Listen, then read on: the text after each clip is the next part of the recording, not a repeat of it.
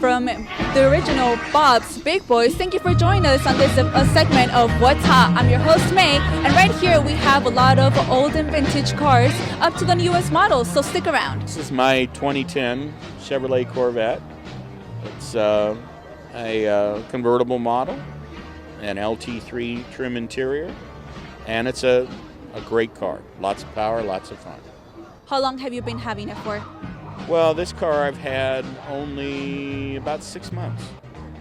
This one about 6 months. I have a couple of other sports cars like my Bricklin here that I've had much longer. My Corvette here you would classify as a new generation sports car, and there's a couple of other ones around that are new cars on the newer side at any rate.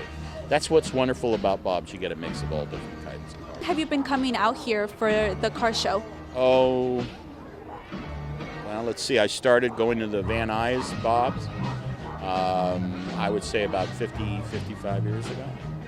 Fun. Oh, it's a blast. If you're a car person, it's like dessert every day. So tell us a little bit more about what got you into getting into cars. Got rid of my wife. He got rid of his wife. Okay. Wanted an answer, I guess. Of course. Cheaper, much more fun. They don't talk back. Every now and then they spit a little oil, but And they take you everywhere you want to go, right? they do. They do. They do, and it has nothing to do with jewelry. So it's wonderful as far as I'm concerned. Tell us a little bit more about your passion.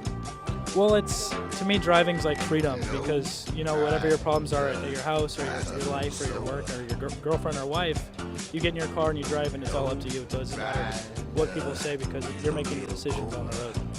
Of course, definitely. So what brings you out here to Big Boys? I just like looking at all the cars. I have a lot of my friends, the guys the Mustangs over there, we always come and hang out. And I work in the area, so I leave here and then I go to work. Okay, so tell us a little bit more about the cars that you own. Well, I've got about 19 cars. I have everything from a 58 Corvette to a 1911 Stutz. And I've got Model A's, Model T's. I normally come down here in my favorite car right now, Patina, that's its name, which is a fancy name for rust, or a fancy name for corrosion, really. And it's the worst car you could ever imagine. Why is that? It's all rusty, it's got no upholstery, the tires are shot, there's not a part that could be fixed on the whole car, nobody believes it runs, and then I start it with a crank, and it does run. It does run. And it runs like a top, Yeah. and nobody believes it. So they can't tell people about it unless they get pictures of it, because nobody will believe them. Yeah. So, but tonight it's a little chilly, so I kind of chickened out. I see. So tell us a little bit more about the place. I know that you said behind cameras that you've actually been coming here since it was built in '49. I'll take a real stab at it here. I'm probably the oldest person that's come here that you've interviewed. I've been coming here since '49. Of course, I was only that big. Yeah. My parents brought me. But I can make that distinction. I didn't know it was new then. It was just a place. And then I've been coming here ever since. What attracts you the most about this place? Well, this is not just a restaurant. It's kind of a hangout. You get accustomed to the people here. You make friends here. It becomes a social gathering among people who have common interests. The same kind of cars, the same kind of interests, and nothing better to do on Saturday night or Friday night. Hey guys, welcome back to this edition of What's Hot. We have here with us a nice interviewee. Let's see what he has to say. Hello there, how's it going? Pretty good, pretty good.